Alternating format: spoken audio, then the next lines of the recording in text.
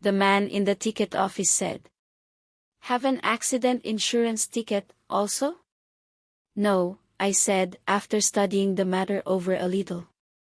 No, I believe not. I am going to be traveling by rail all day today.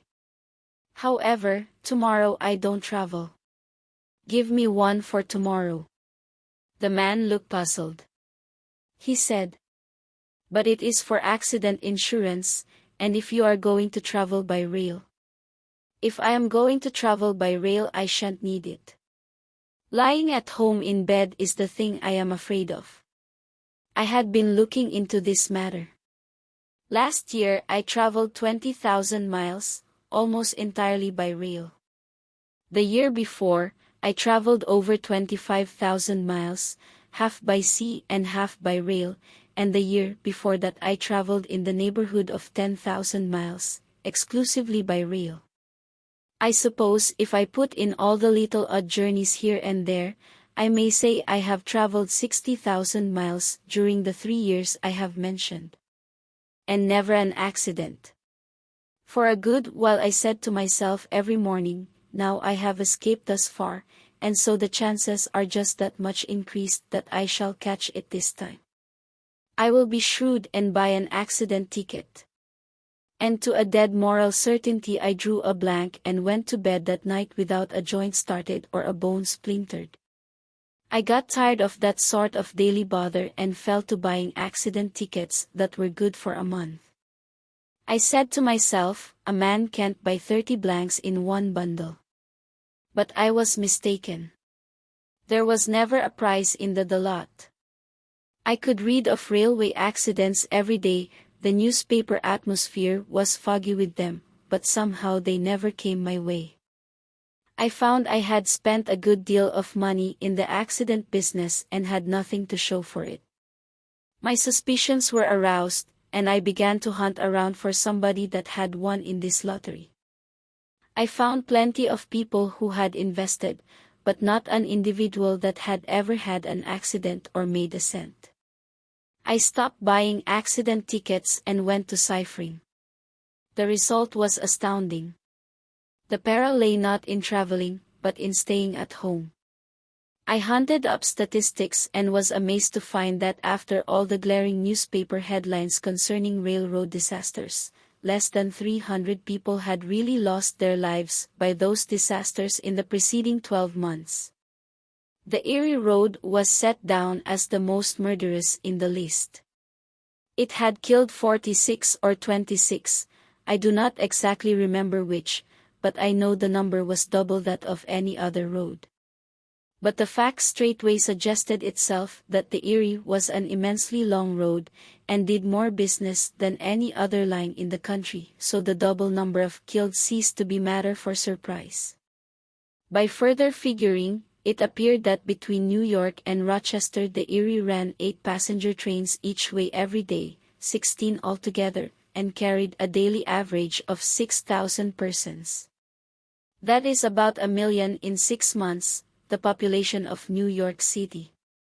Well, the Erie kills from 13 to 23 persons of its million in 6 months, and in the same time 13,000 of New York's million die in their beds. My flesh crept, my hair stood on end. This is appalling, I said. The danger isn't in traveling by rail, but in trusting to those deadly beds. I will never sleep in a bed again. I had figured on considerably less than 1/2 the length of the Erie Road. It was plain that the entire road must transport at least 11 or 12,000 people every day. There are many short roads running out of Boston that do fully half as much. A great many such roads. There are many roads scattered about the Union that do a prodigious passenger business. Therefore, it was fair to presume that an average of 2,500 passengers a day for each road in the country would be almost correct. There are 846 railway lines in our country, and 846 times 2,500 are 2,115,000. So the railways of America move more than 2 millions of people every day, 650 millions of people a year, without counting the Sundays. They do that too. There is no question about it, though where they get the raw material is clear beyond the jurisdiction of my arithmetic, for I have hunted the census through and through, and I find that there are not that many people in the United States, by a matter of 610 millions at the very least. They must use some of the same people over again, likely. San Francisco is 1/8 as populous as New York. There are 60 deaths a week in the former and 500 a week in the latter, if they have luck. That is 3,120 deaths a year in San Francisco, and 8 times as many in New York, say about 25,000 or 26,000.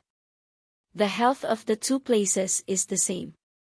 So we will let it stand as a fair presumption that this will hold good all over the country, and that consequently 25,000 out of every million of people we have must die every year.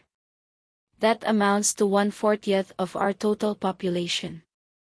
1 million of us, then, die annually.